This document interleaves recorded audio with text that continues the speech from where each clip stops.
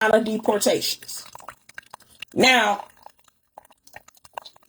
what I'm thinking and what I know to be true is that they're feeling it because they women don't necessarily want to fuck them no more. They women can get access to black cock. And for white women, that's very intriguing to them. Welcome to Miss Twilight Speaks. Talk your shit, tell the truth. Let's spark the conversation. Intriguing to them. As black women, we done had a lot of black cock and we done dealt with the bullshit that come along with it. It's not an exciting new thing for us. So we just kind of like, can you be better people?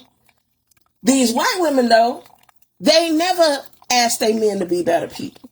Because if that was the case, they would vote differently. They wouldn't have so many egomaniacal men who are out here in the public purview doing all this sociopathic, psychopathic shit, unaliving people with no compassion, with no remorse. This is what superiority looks like nowadays. We as women are supposed to absorb this as superiority when they have not a plan. They have no skill set. They have no ability to even control their emotions for real. But they have these narratives about who is superior and who isn't. And then they back these narratives up by stories that they don't even live up to.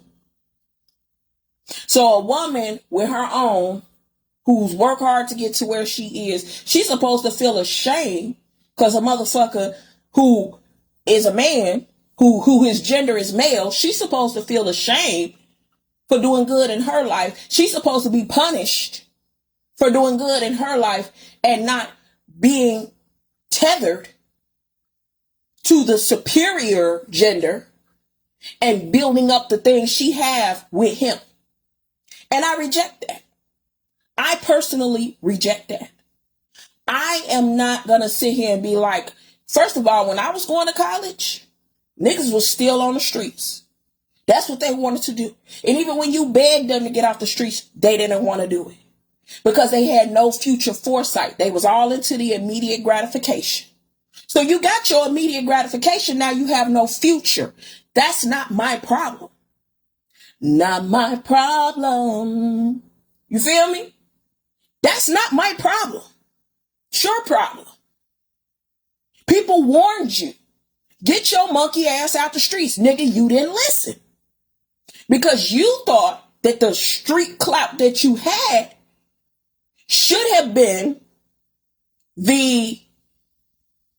I don't know what you thought, but you didn't think it through. You didn't think past the clout, the gratification, and the money you were getting at the time. You didn't care about your future because you didn't see yourself having a future no way. A lot of them expected to be dead early. A lot of them expected to be in jail early. Now, you like the motherfuckers that was in the Matrix, Matrix 2, where remember when the old girl, anyone who's a nerd like that, when the old girl came in there in the room and she, with the Merovingian, and she came in there and she was like, yeah, these two, they were supposed to have been deleted out of the Matrix a long time ago, but they fuck up and they're sloppy, but my husband keep them around because they've been here so long. She came in with a silver bullet and shot one of the, guys in the head and told the other one to go tell the husband. Okay? And that, I'm not trying to be brutal, but yeah, a lot of y'all have had no plan. That's your problem. You had no plan. You didn't build your life correctly. You didn't have any guidance. I understand that. But now you got a nasty ass attitude. You're unpleasant and insufferable to be around. You think you control and run everything and everybody should just bow down to you. Okay? We are supposed to blindly follow whatever you do. And then in your nastiness, which can be either uncomfortable or it could turn out to full-blown abuse, we're not supposed to care and not supposed to see that the reason why you're abusive and the reason why you are mean to people is because you're a fuck up, because you're a failure, because you're not happy with yourself and your life. But you are the one who made the decision to stay in certain situations for far too long. You know, the white man, he stayed in his privilege too long. He didn't build up his criteria, his skill set.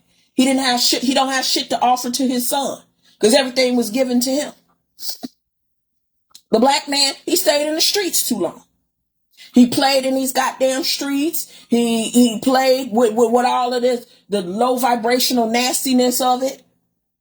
He destroyed his psychological health. He destroyed his mental health. He's emotionally unpredictable and spastic and got all these internal issues. But yet you think you're supposed to lay in somebody's coochie and release all of that demonic energy into the body of a woman, and she's supposed to just take it all and not turn into a total nutcase. A lot of times, women, you will be okay if you look at the emotional maturity and the emotional stability of the man that you are fucking. Because I promise you, if you keep fucking these up and down, undiagnosed ass niggas, you're going to be even more up and down because we already are subject to hormonal imbalances during certain times of the month. So you already should have a plan to balance your energy through meditation, through self-care, all of that. Women need to learn to take better care of themselves. But they're so overly fixated on taking care of these men who are a lot of times just undiagnosed. That's the biggest problem that you have. But you don't want to accept that. You don't want to be strong enough to call a thing a thing. When they are undiagnosed, which many of them are, a lot of times they don't have the impulse control. Whatever that part of their brain, the amygdala, that shit is shot. It's like frontal lobe damage. It's like PTSD. They come from a world where the rules were quite different.